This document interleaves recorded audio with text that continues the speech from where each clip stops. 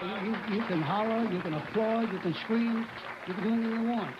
I can't hear you anyway.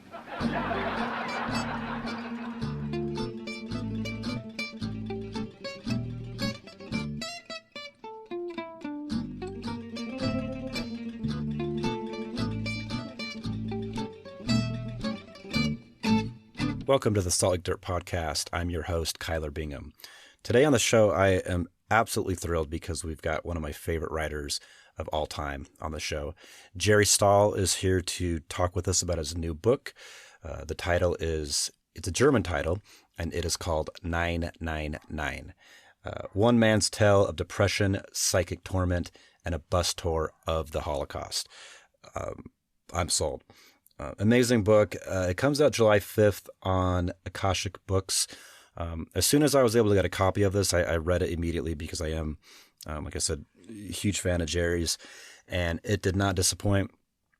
I haven't seen a book from him in a few years, so this was very much welcome. I love it. It's incredible.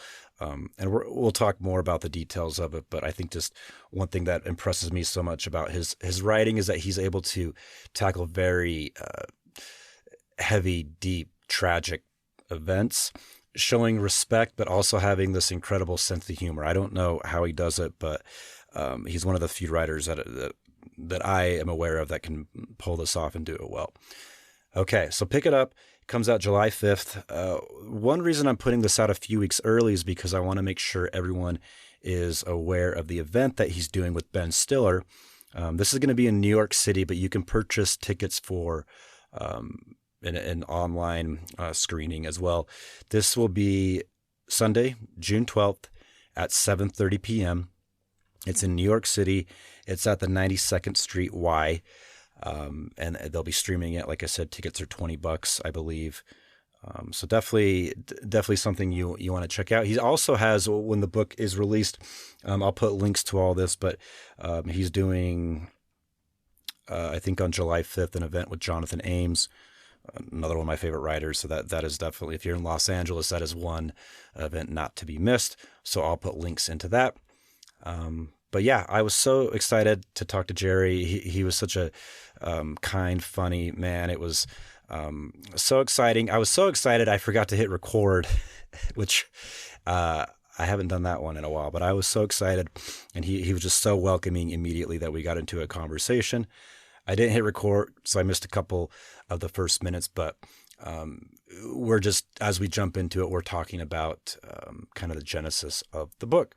So yeah, here we go. Jerry Stahl talking about his new book, 999, on the Salt Lake Dirt Podcast. Thanks for listening.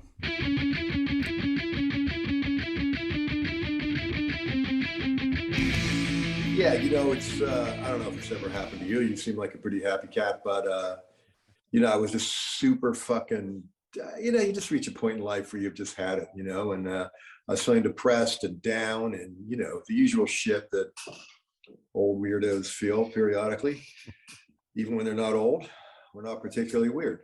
And it occurred to me, I'm so fucking sad, depressed, and I wanted to go somewhere where that kind of despair was completely appropriate. So why not go to the Holocaust? So I persuaded the good people at Vice to send me to do a 6-part series on a bus tour of the Holocaust, basically a bus tour of concentration camps, as one does. And I ended up on a bus with like 19 people I never met and will probably never see again until they sue me. And some of whom had never seen a Jew, so there was that going on. Some of whom may have wanted to exterminate the Jews. I'm still not sure. And we lived together and went to hotels together and basically rode a bus, which to me was much more terrifying than the prospect of actually going to a concentration camp, was being on a bus with a bunch of total strangers. I don't even like people looking at the back of my fucking head, I was traumatized in high school and in grade school riding buses. So I just, it's a long-winded answer, but you asked. The kind of journalism I've always done is that kind of used to call it gonzo journalism, where you put yourself in these just heinously grotesque situations. Like once I went to a nude singles retreat at Elysium in outside Los Angeles, and found myself having like a nude buffet where everybody's genitalia was like basically within inches of potato salad range. And then another time I got rebirthed, also nude, seems to be a theme, where I was passed from like person to person. So I was like suckled by a hairy old guy named Irv, and then just some, some new age lady. I think her name was like Starfin, if I recall. And funeral directors conventions, just weird shit. And then you get there and you're like, oh God, I can't believe I've done this. And then you write about what it was like. And you know, if you come out the other end in one piece, you've generally got something to write about. So at one time I'm writing about the camps and the legacy of the Nazis and the weirdness of being over there, where if you see a 90-year-old man, you don't know if like when he was 20, he was bayoneting babies for fun, you know. And on the other hand, I'm with a bunch of strangers, some of whom I grew to love. So that, I hope that gives us some of the highly commercial fun fest that is that book.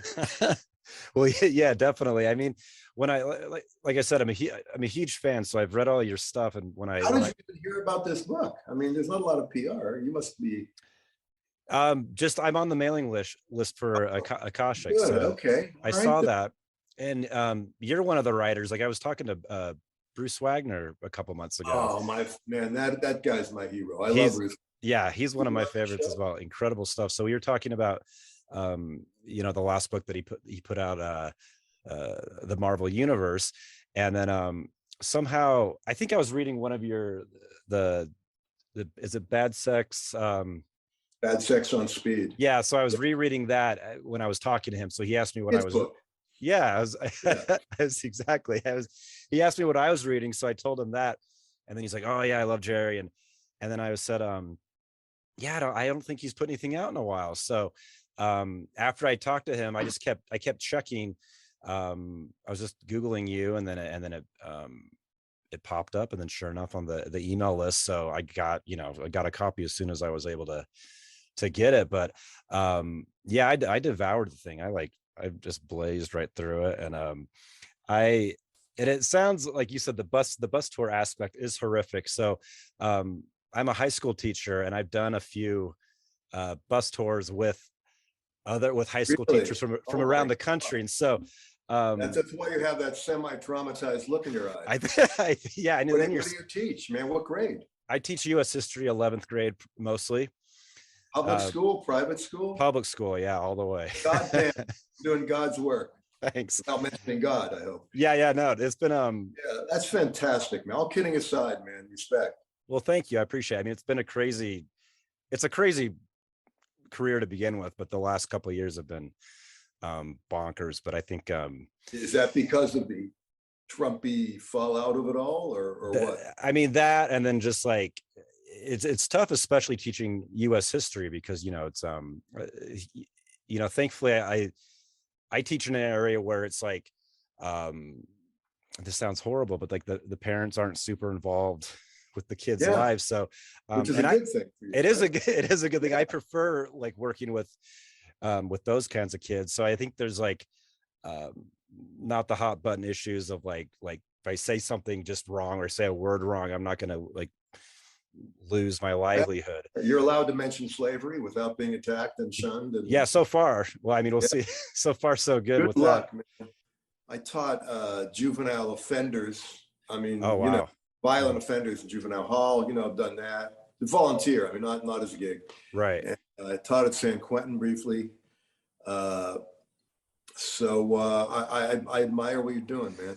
Well, thank you. It's been like I said, I've enjoyed the year. I think the main thing I've taken away from it, I've never been this physically tired in all of my career this past year. If you want to lie down while we're talking, I may take you up on that. He is actually lying on a bed of pillows right now with his feet up, which I don't mind.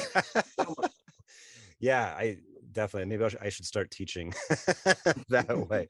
But no, it's been like, a lot of people complain about the profession, and I think, there are definitely complaints to be made. And it is sad. I see a lot of new teachers, leaving the field. I completely understand.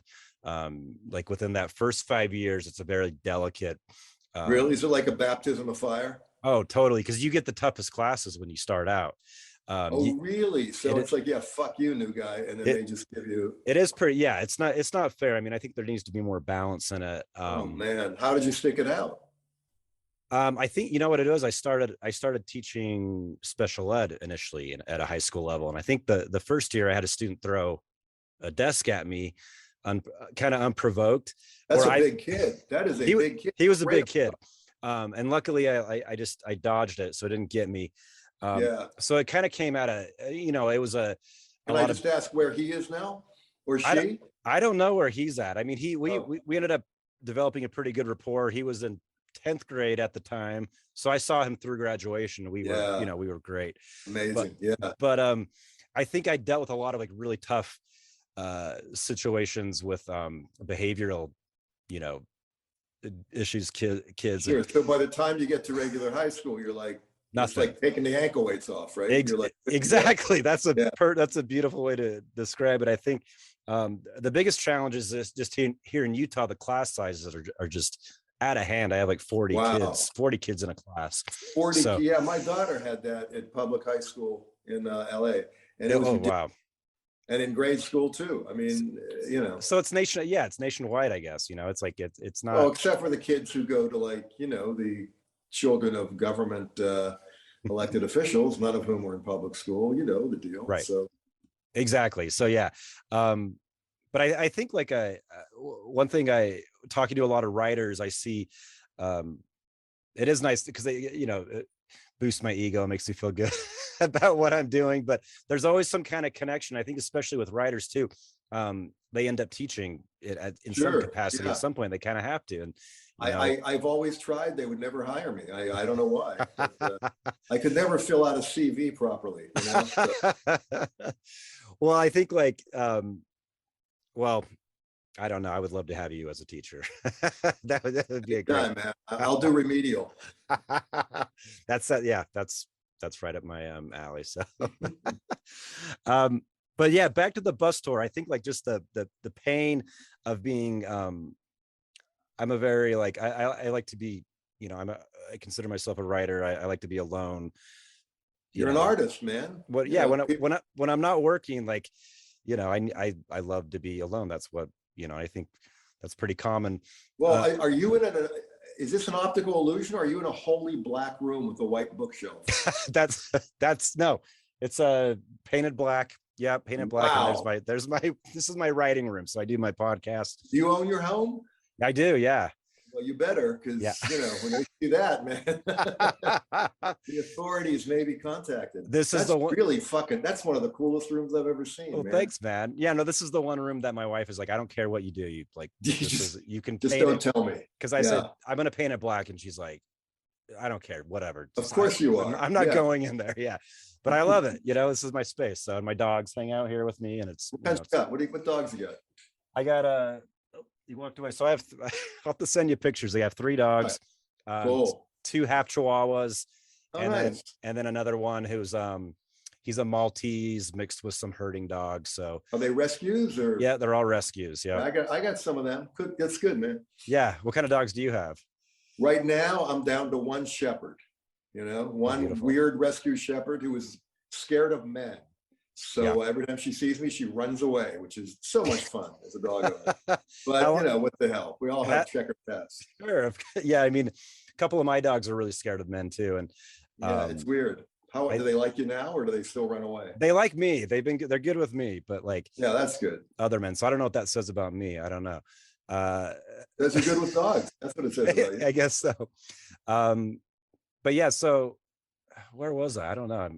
I'm sorry. I'm enjoying this. So, I've enjoyed this. About the hellishness as you as a teacher hosting children on a bus. On a bus.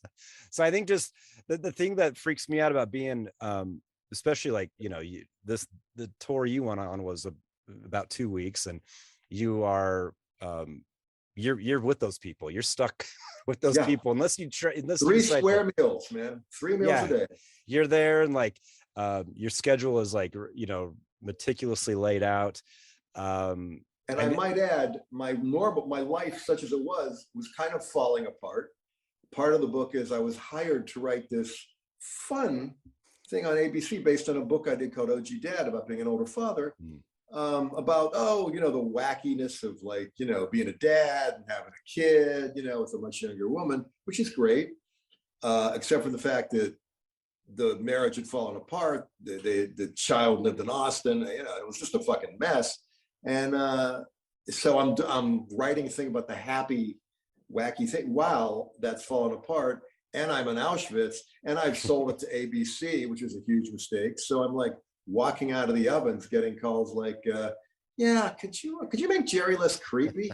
So it was just a combo platter, man. So that's what the book is about. Kind of a shame fest, which is, what I do. Well, it's like, yeah, like I said, is this your third memoir, right? I guess it's I guess this is a memoir. Sure. Yeah. It's nonfiction. So it's a memoir. Yeah. No, it's wonderful. And I mean, I think like you're like one of the best writers as far as like you can take something so horrific and so dark and show it the utmost respect, but still be hilarious. And I don't like that's a very kind thing, man, because don't think I wasn't worried, about the laugh riot that is a trip to camp, so I don't want that, Sure. So I wanted to show respect, but you're walking a line. Yeah. So, well, no, you pulled it off, and I felt like I was along on that bus tour. Man, that means so much. Thank you. Yeah, beautiful book. And I those people you were like, I mean, okay, so maybe I should ask you this. The book hasn't come out yet. And the folks that you're kind of paired with on the bus, you don't know them. They've just signed up for it as well, the tour itself. So to your knowledge, does anyone know that this is coming out? Have you kept in touch with any of these individuals? Have you been hired in a legal capacity? No, I swear. We can drop it. We can cut this. No, I'm kidding. No. I mean, why do you ask? Do you feel I have slandered anybody? Absolutely not. No, I just think like I would be thrilled. He said with no nervousness whatsoever. I think I would be thrilled to be like in a writer's book, because it sounds like they all came from very different walks of life. Sure, they sure did. Which was such a as frustrating as it can be to be stuck with people. That's a pretty cool experience. Well, I love writing about how can I say, like different worlds. You just whatever it is, to enter a world, and there is a world. It's kind of like a working class, middle class vacation. You know what I mean? These are people who've they worked, a lot of them, all their lives, and they're kind of retired, and they just go from bus tour to fucking bus tour. And they compare this tour, this guy is no good, and they bitch and they compare, and it's just like, wow, this is under our very noses. Here's a whole subculture, which I love, that I'd never heard of, and that's cool. Yeah, I hadn't either. So like you had that one couple, if I'm remembering right, they had just come from a bus tour. They were on this one, and then they were going after absolutely, man. They're on the road. They're like the fucking Stones. They never stop touring, into their 80s. But I that's beautiful. I do think in all seriousness, like the way I mean, it's got to be tough when you portray real people that are living, and they may get back to them. There is that, especially when you have no functioning memory and you've lost. So throw that in the mix. Yeah, well, that reminds me. But Oliver Sacks said, "Memory is a story we tell ourselves about the past." So that's my defense when I get hauled into court. Isn't that true? No, it's like I think I like to think I capture the emotional honesty. I don't know if I've got a word for word, but by the end, I kind of fell in love with them. You know what I mean? Well, no, that comes through. I was, of course, the weirdo in the, they wouldn't let me sit in the back of the bus, which is where I would sit, like all good fucked up high school kids. So, that's how it shook down. No, you didn't like, those people were likable to me, in the end. It was funny situations, but like, you had some pretty interesting, conversations, and you just get thrown into the mix of it. And, they were lovely. They sounded like great people. So I think like, all joking aside about like the misery of being stuck on a bus, I mean, it sounded like a pretty, kind of a cool situation. On the other hand, you have Janet Malcolm, the great New Yorker writer, who said, essentially all journalists and all writers are assassins.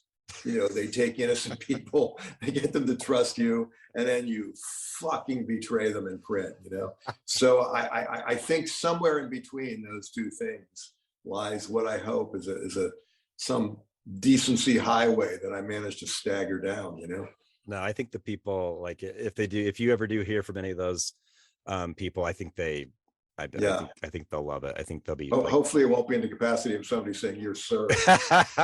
Yeah, I don't think so. I think you're safe. But didn't you mention in the book how you had like a lot of notes for this, and then they got tossed? I did indeed. I did, and I got back to my house and I put them all. I'm not a guy who hires maids. I'm not that guy.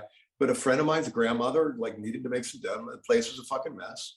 And I don't know how you are as a writer, but I'm like a back of the napkin guy, the back of wrappers, menus, scribbled notes. So I had a big pile. Is it detritus or detritus? You're the teacher. Oh my God. I'm a history teacher, not an English teacher. Well, some words, I don't know about you, I never pronounce, I only write. Anyway, there's a bunch of garbage, scribbled on garbage. And you know where this is going. I come back and it's all gone. So that happened. So it took me a couple years to go through. A lot of shit went down, and I had to work from memory. No, I think that's cool. I was talking to Jonathan Ames about like writing. Oh, I love John. He's interviewing me. That's what I was going to mention. That. Yeah, I want to talk about that. What a great man. Oh, he's the sweetest man, and just so generous, and a Hollywood titan. You would never. He's so. Oh, of course you would. Yeah, he's brilliant, man. Well, no, when he talks so, he does not brag at all. He's like, he is a titan, and he would never. He's not a braggart, and he's a sweetheart, and we both started doing the same way, writing about his legendary, one of my favorite pieces, I shit my pants in the south of France. Yep. Oh yeah. I mean, come on, it doesn't get any better. No, he's the best. But he I don't know who this writer was, but he told me about a friend of his that would when they were working on a novel, they'd write a complete first draft, like throw it out, delete it, it was gone, and then they started again. So tried, no notes, no nothing. Wow, I wonder who that is. Yeah, I know. I wonder if they're still alive. We'll have to ask them. Yeah. Well, it's like Hubert Selby. I don't know if you ever, The Last Exit to Brooklyn. Yeah. Okay. Requiem for a Dream. He was like a mentor of mine, basically the reason I'm still alive. He always said the first draft is the party, second draft you clean up. I love it. So there it is. No. But it is always interesting because what you were saying about memory and how, I think you can capture the tone, but so much stuff can, be jostled loose and you remember it differently. And everybody's got their own method, and even if you take notes, I don't write. The way I write is I wait till not writing is so fucking painful that the only thing worse than writing is not writing, and that'll get me to write. It's a lifestyle choice, really. That I teach all my kids. Torture, right? Sure.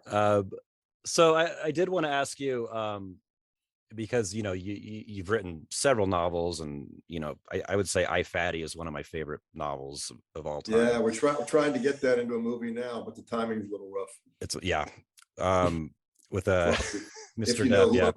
Yep.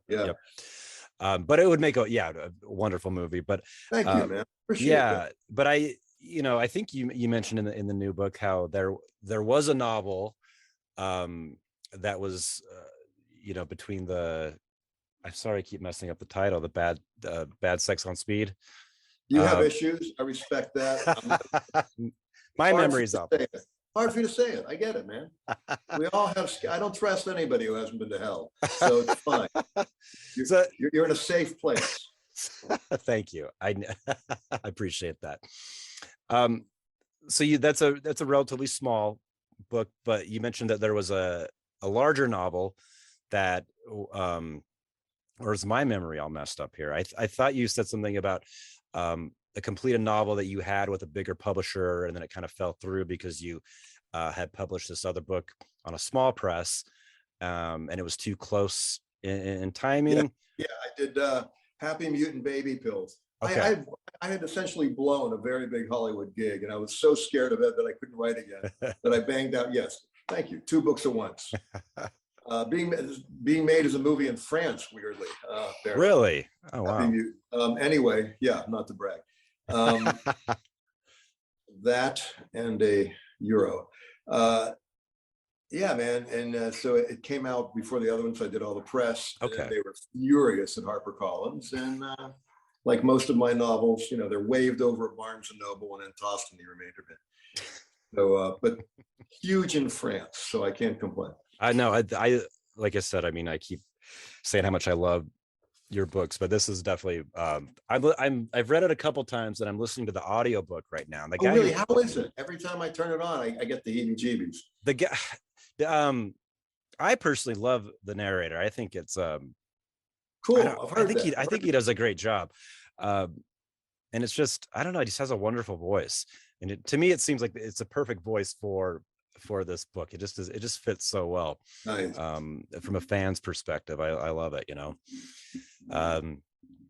well, that's incredible. Okay, so yeah, I guess that was my question. I was just curious if it was a novel that we didn't know of, or if it was one. Oh, there's lots of novels. It's just, man, I don't need abortion because I miscarried. You know what I mean? In terms of my written work, some of it, man, there's just a lot of books that just don't get out of the chute.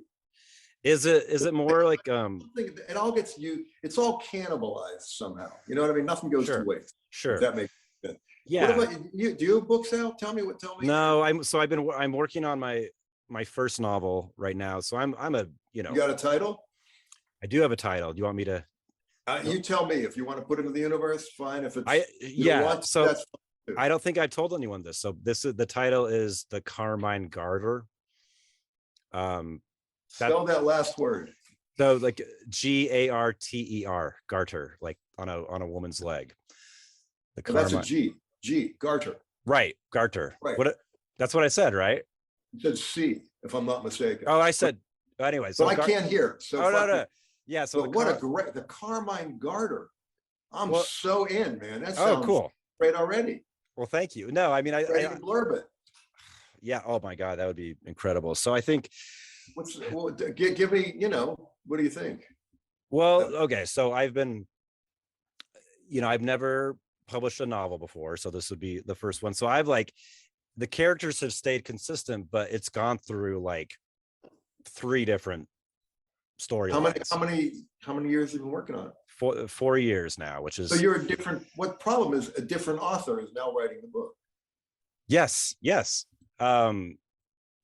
I think it's been because I don't know what I'm doing, but I think nobody knows what they're fucking doing. Exactly. Man. The people I talk to, they are they say the same thing. So I think I've just I feel in a lot of ways I started over completely, besides the characters a year ago. Yeah. So I think I don't know. I love my characters, so I think that's a good. Good. That's a good first, step. And I think I really want this goddamn thing out there. I think it's getting close to being it's like being pregnant for 4 years, but you're not an elephant. Exactly. Exactly. Yeah.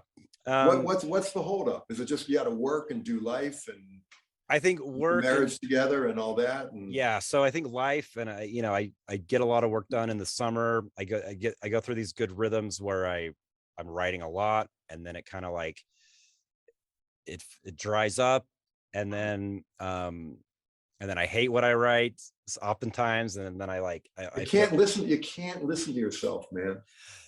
you You just throw keep shit going, out right? that shouldn't be thrown out, because you get bored with your own shit. You've read it so many fucking times, you start to doubt it. Yeah. So what is your advice to me and anyone like I new at don't give. this? Look, I'm not going to give advice because I wouldn't wish my career on anyone. But I mean, the best definition of a novel I already heard, and stop me if you're writing a novel. Mm-hmm. It was Mailer, who's fully canceled, but I'm going to mention him anyway. He said it was like, you probably heard this, right? It's like driving at night. You see 20 feet ahead in your headlights, and you get 20 feet, you see the next 20 feet. Right. So I don't do advice, but I might suggest that you just settle on it, admit to yourself it's not fucking perfect, probably not even what you wanted to do. Mm-hmm.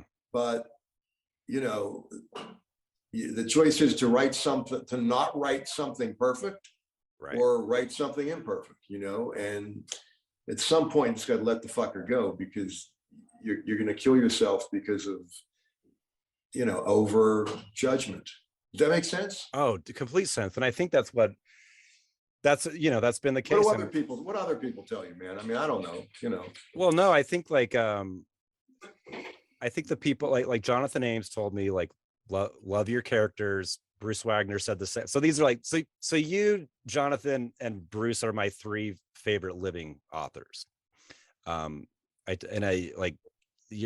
just, you're the best as far as I'm concerned. So it's very kind of you, man. No, it's the honest truth. Bruce went through a lot of shit with his last book, right? I mean, oh yeah, it's on you put it out in the public domain, and I so respect him for that. Yeah, incredible. Anybody, if you need to tell the story of that, but it's really remarkable. Yeah, it's incredible. And I think they both told me, just like, well, you got to love your characters, and I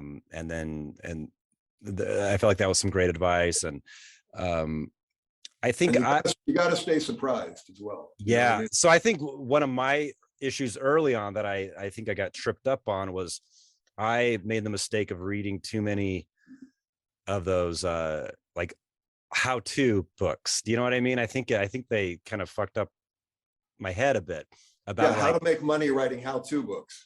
That's what it is, right? Yeah. And it took me a while to figure that out. I'm like, I feel like such a fool, but no, don't, man. You couldn't be here if you didn't go there. Exactly. So I think I had 6 unpublished books by the time I published one, and I hadn't published a book until I was I think I was 39 or 40, Right. Not for nothing. I don't know how old you are, but I mean, that's just what it is. Yeah. 40. I'm 40. I just turned 41. So perfect. That's okay. That makes me feel good too, because I do feel like I've worked through a lot of the stuff as far as I'm too old. I'm not, but it's I'm not. But you just remember Tennessee Williams, he would give his age and then say, wait a second, you're 4 years younger. And say, I don't count the years I worked in a shoe store. So that's literary anecdote for you. I that's great. But yeah, what I'm saying is, fuck that. It doesn't matter. Yeah. No, I mean, and who was that one with the Marguerite Young? There's some lady who didn't publish a book because she was 90. Yeah. Well, John Waters just put out his first novel. Of course he did. Yeah. 75 years old. So that's incredible. So I think the only reason I feel like I want to talk about this, briefly, is because so many people who probably listen to this and people who've reached out to me, they're kind of in a similar boat as I am, as far as I think if you're especially someone who hasn't put out a book yet, you kind of just, and I guess it's, even if you have put out a book, you're just so in your head and so self-critical. And then it's easy to just, completely shit on yourself. And it's that demon, man, of doubt that sits on your fucking shoulder telling you that's no good. You fucking lose. Just yammering in your head, man. Yeah. And I mean, listen, I've been my first book I reject 27 times, but there's 2 words. You got to get kind of adolescent about it, and you got to get into the 16-year-old head. And those 2 magic words, fuck them, and then just push forward, and the voices in your head you know, you just get like well, you know, teenagers, you know, it's Sure. like you get rebellious. You just, Yeah. I don't know, man. I my heart goes out because I so understand what you're up Yeah. against. I mean, I didn't have the religious thing like you, but I mean, it's always something. Sure. Is But that I what think, put in your head, the perfectionism? I think well, I think like the more I've analyzed it, I'm like, well, there's something like kind of like I'm still going, I'm still writing it. I'm not giving up completely. But just like, you know, your own worst enemy type thing, like like the talking to yourself and like, and then Yeah, when, you got it's this weird duality, man. You got to create without thinking. If right. that makes any sense. Oh, it makes Because perfect the more sense. you think, the less you're going to create, or the more you're going to, you know, tear down what you created. Right. And believe me, you know, I've been through all this shit. So Sure. Yeah. just as a science project, you should just write one time and not read over it, not think about it.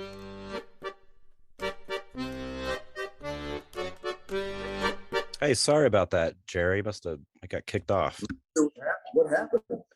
I think, well, we're on Zoom here, and Something I said? something, so they were like, you guys have talked enough about this. It's time All to right, move on. Enough with the writing shit. Enough of the writing Fair shit. enough. Yeah. No, but But anyway, I was yeah, going to say, just as a science project, just write and don't fucking go over what you wrote. Just move forward. I like that. I'll do it for sure. Yeah, and you want to take advice from me, so you know. Well, no, I love your Caveat stuff. emptor. So I absolutely love your stuff, and but yeah, you don't give advice, but I will take some of the statements. Experience, man. It's just, you know, I know all the ways there are to not write and talk out of yourself, you know, yourself out of it. Yeah. Well, I think the beautiful thing, I guess you could say, you know, the more people I talk to who have books that I've loved, put out over the years, like it seems like a very, you know, different circumstances and different backgrounds, but a very similar kind of self-loathing in a lot of ways, for writers. And So that's your tribe, the self-loathers. and unfortunately, I think so. But, you know, I think, you know, I'll take it. Better than nothing. Yeah. Um, Everybody's good at something. That's true. Well, yeah, I mean, okay.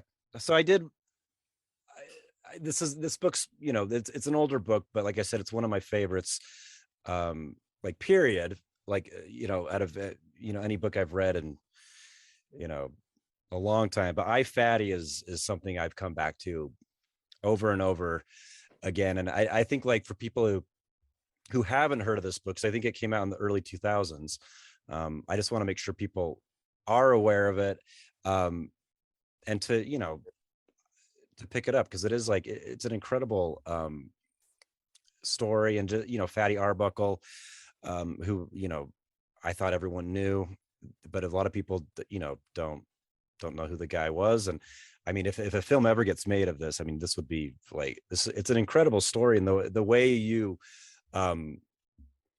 write it, I mean, it's just like, I don't know, he just gets so absorbed in this man's life and his struggle. And I've been thinking a lot about the book, you know, today, especially like kind of like in the culture that we're living in, you know, cancel culture and whatnot. It just it made me think of Fatty Arbuckle, and kind of how, even though he was exonerated, and, you know, he didn't matter. It didn't matter. His career was over. Once you're tainted meat, man, you know, hard to be funny as a big fat man after you've been accused of crushing a young woman to death, even wrong.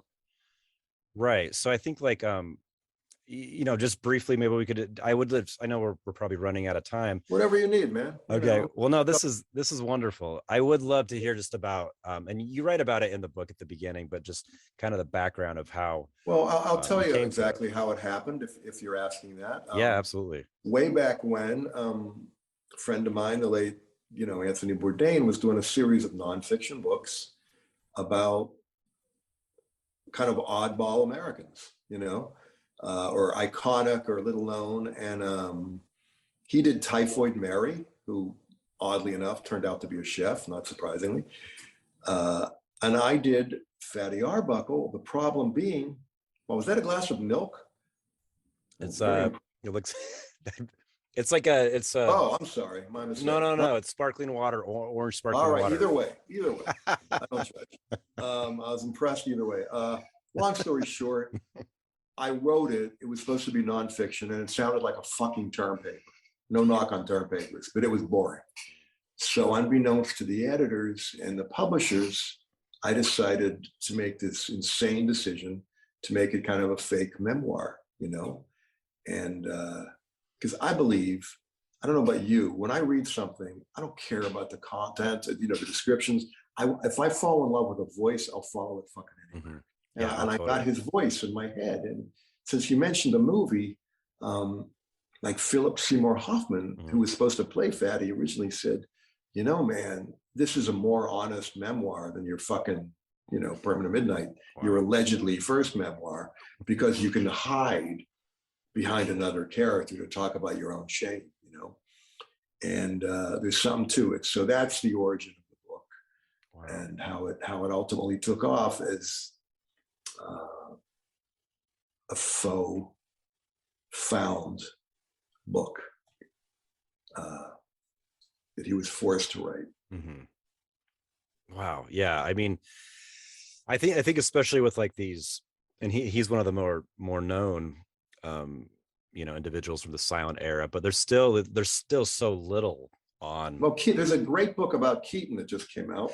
And I've heard of that. I haven't read it yet. Remember the woman who wrote it, but she's a terrific writer, and I would recommend it if you like that period. Is it The Cameraman? Something along those lines. Yeah. Memory. Did I mention memory issues? I can't remember, but I think so. I'll link it in our description here because I think I've heard really amazing things. She was on Mark Maron's podcast. Yeah. Mark, yeah. Did you ever watch his show? Oh, all the time. Yeah. Well, no, the show. Yeah, you wrote on his show. Yeah, I love. Not the reason I mentioned. I love the guy. I think he's as good as it gets right now. And oh yeah, there's a guy who puts his heart out when he does podcasts and stuff. Yeah, he does. I saw him last fall at the Comedy Store. And then I saw him like right before that here at our local club in Salt Lake where he did his hour. And I've seen him several times, and I was like, I think he's at the top of his game right now. He's been through it, man. What he went through, I wouldn't wish on anyone. Oh my God. Yeah. With yeah. And here he is. He's out. Yeah. He's like a road dog now. He's traveling all over. Yeah. Yeah. It's wonderful. I think I'm going to be down at Largo for one of his music performances. So the one in June, I'm going to be down for that. Yeah. I'm really looking forward to that. Yeah. Yeah. But no, he's wonderful. So I love his podcast. He's a huge fan of Maron, but and I didn't realize you'd written on the show until and he's written a couple of great books. Jerusalem Syndrome. Yep. Hilarious. Yeah. I love them. Yep. Great books. It. Yeah. Well, I'm sure you read it. Yeah. No, they're wonderful stuff. Yeah. And it just like, well, my guys talking to me now. Join in. They're working on books. All your dogs probably have novels. They're just trying to get out.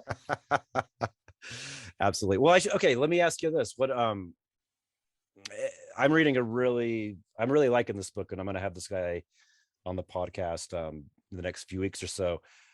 His name's Sean Thor Conroe, and he wrote a book called Fuckboy. I'm really loving that book right now. Is there anything that you are reading or have read recently that has really I've been rereading books by an old teacher of mine named Craig Nova, who I really love. I'm reading a book called The Informer right now, and he wrote a book called, his first book was called The Geek, and I'm listening to kind of an oddball, fascinating book by Rebecca Solnit about walking, which shoot me in the face if I could remember what it is, what the title is. So yeah, man, I'm always trying to, by process of osmosis, just hopefully read something that'll, up my own meager ability to get shit on the page, Yeah. No, I love that. I think like, Fuckboy, though, I like, that sounds, dare I ask? I mean, is it? Oh, what's it? Hold on one second. I got it right here.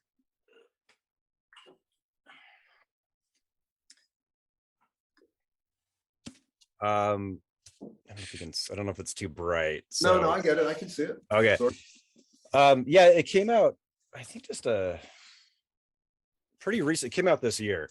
And it's just kind of like it's not exactly what I thought. Like the title Fuckboy kind of like brings an image to mind, but he's just, it's just a guy. He's a writer, and he's just kind of like bouncing around the country, and he's, I don't want to say it's like a journal, but there's not an explicit like a plot or storyline. It's just kind of him. It's life. It's life. And it's like, I think it's really well done. But yeah, that's one that's really been sticking with me, and I'm really excited to talk to him. And I would recommend. I just read 2 books by Sigrid Nunez too. I think she won the Nobel Prize or the National Book Award or something for 2 books ago, and new one's called "What Are You Going Through?" Not something I would have thought I liked, but I love. Okay. Daughter turned me on to. So, but Fuckboy, I'm in. That yeah. Great. No, it's great. I'll have to send you the link when I talk to him. Is he a guy in his 20s or 30s? Or I think he just turned 30, so he's about 10 years younger than I am. Don't go there, man. Doesn't matter. Oh, don't even. I mean, I understand. Look, it's the comparing, right? It's like I'm closer to dead than 40 right now, so I feel your pain. Oh, I love that. And then I want to share 2 more books. I know. Please. Okay. I literally wrote that down, so thank you. Okay. So and I can thank Jonathan Ames for this, for Donald Westlake, but I just got this. Oh, of course. The Parker novels. The Parker novels, yeah. So this is one. Yeah. He and I obsess about those. Oh, those are, yeah, he turned me on to those. So I'm really early on in the series. I think I've only 3 in, but I'm loving them. This one's really good. It's under his real name. It's called Somebody Owes Me Money, and Hard Case Crime. Is that a Parker novel? That's not a Parker novel, right? No, I think it's just a standalone. But I was listening to the audiobook. It was part of the subscription on Audible, and I was like, I really like the story, so I stopped listening to it because I'm like, I want to actually see it on page and read it. Nice. So just got this in the mail. And then your new book kind of inspired me to pick up this beast. Wow. It just came out this year. It's just called Hitler and Stalin by Lawrence Rees. I haven't even cracked it open, but I've heard really good things about it. Yeah, I got to tell you, I have so many Nazi books. If I keeled over right now, when the fucking paramedics came in, and this guy was some kind of fucking freak. Where's the uniform? You know what I mean? Yeah. Because I immersed myself in them, and then I'd use like 3 lines from a fucking 600-page book. Right. But you got to do what you got to do. Well, no, I think it's something. I used to teach world history, and it is something you can just go. You can never. It's a rabbit hole, man. It's a rabbit hole you can never get out of. Very beastly rabbit. And yeah. I love the memoirs by I was Hitler's valet, and there are all these he loved sweets. He was nice to his dog. It's just they're all very they're just they're all victims. Right. You know what I mean? They're all misunderstood. So that's kind of great. Yeah, definitely a rabbit hole. Yeah, so I think I love talking. Any more recommends, man? I'm in. I mean, I love. Yeah, I'll have to stuff. send you. I'll You're an eclectic writer. I mean, do you? I mean, I always think of. I used to have a podcast. I never even put them up. I just thought. Oh, really? We're doing this. This is years ago. I happened to be subbing for a guy at a radio station on the show, and somebody there said you should do it. But then I just thought, maybe it's because I'm friends with Marin. It's what's the fucking point? You know what I mean? No, I would love. I think I'm going to play guitar. It's I couldn't do it. I would love if you had a podcast. I think that is. It's the same thing about the shame on the page. I just thought I can't. Well, I will say this. So this thing that I'm I doing, don't want to have like 13 fucking, followers. It'll kill me. they're loyal. They're loyal followers. They're a good 13. Yeah. They're a good 13. For Well, my everyone you thing, see, there's 10 you don't, just like mice. Yeah. yeah, my thing here started just as I go up to Sundance every year because I live right here, so I go to Sundance. Wow. And I go there. I've gone there, every year for 20 years at least. And As you can do that, you can just get in and hang and see movies. I would always just buy, I'd plan ahead, you can get like local tickets that are a little you get kind of an advance notice, and you get to buy certain ones. So I would always go. I'd go see a few films, and they even show some down here in Salt. It's expanded so much. They show films down here in Salt Lake. No kidding. Yeah, so it's gotten so much bigger. So I've seen it, which has been kind of cool. I've seen it grow since like I would say late 90s. And then the last few years, I've just been I started a website because I just initially started just talking to filmmakers and writer-directors specifically. And then, so I'd been doing that, for a few years, and that was nice. You should talk to my friend Jeff Fortzig, who won at Sundance a couple years ago for The Devil at Daniel Johnson, and he's got a very cool new movie coming out that he's working on. Okay. And that's a wonderful movie. And did he do the JT Leroy? Yes, he did. Too? Okay, and we collaborated on it. We're old collaborators. We did a movie that was originally called The Bayonne Bleeder, about the boxer Chuck Wepner that got taken out of our hands and renamed very catchily Chuck. Which he was supposed to direct but couldn't. But anyway, very knowledgeable fellow, and I would love to talk. I would love to talk to him. Yeah, that would be great. But I just wanted to say, but you're so right. Here's me giving a pep talk now. I was like, I will never do a podcast. There's too many podcasts. Like that's all we need is another podcast. And then right at the height of the pandemic, I was just getting lonely. I was getting lonely. I understand. And, having friends. Yeah. So it's like, I like to be alone, but I think I realized how you need some of it. Do you know what I mean? Even if you're just kind of a solitary dude. It's crazy making, and crazy is good, but it'll kill you. So, yeah. So that's how the podcast started. It was for like a. How do you get on Apple? How does that work? So you just got to get you find, I use a platform called Anchor, and then you just upload your link to that. You upload your MP3 file or whatever, and you write up a little description, and then they link it to all the different platforms. So I just send it up. Do you pay them? This one's free. So this one, there's paid versions, but what do you get when you pay that you don't get when it's free? I don't know if they probably do some advertisement for you, things like that. So this was just kind of like a slow burn process. So I'll probably upgrade it. I'll upgrade at some point. I think we're episode 60 right here, you and me. But yeah, so it just shoots it out to every platform. I can say I knew you when. Yeah. But oh man, you should do a podcast especially if you haven't recorded. Everybody should do one. Even for your own, it's like a free therapy in a way. What do you say? Yeah. No, everybody could use free therapy too. That's for sure. Yeah. I mean, that's what writing is sometimes. Yeah. Dirty absolutely. Little secret, Absolutely. Yeah. Well, great. Make so I money do off my insanity. Yes. I do want to no mention money in most cases. I do want to mention the event. So this, like I said, this is posting on July 5th. The book 999 German comes out that day, and you're doing an event with Jonathan Ames at Stories Books. No, if you post this sooner, I'm doing an event June 12th at the 92nd Street Y in New York City with Ben Stiller interviewing me about the book. But I don't know if you want to post that earlier, Oh yes, that's July.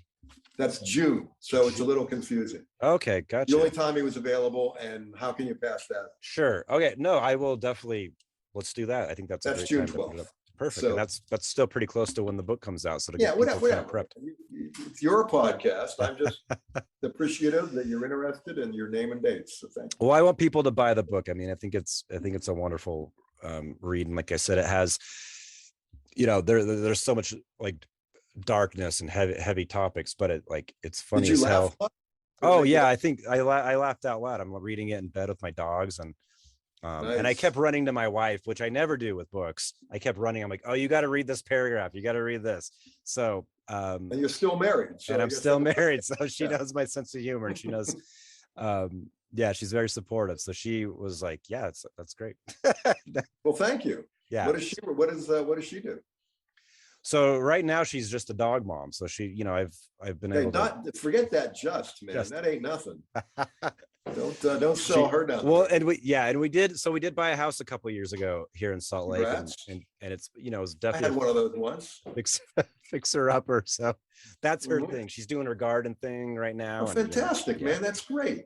she's busy. So she's a great woman. What does she read? Is she a reader?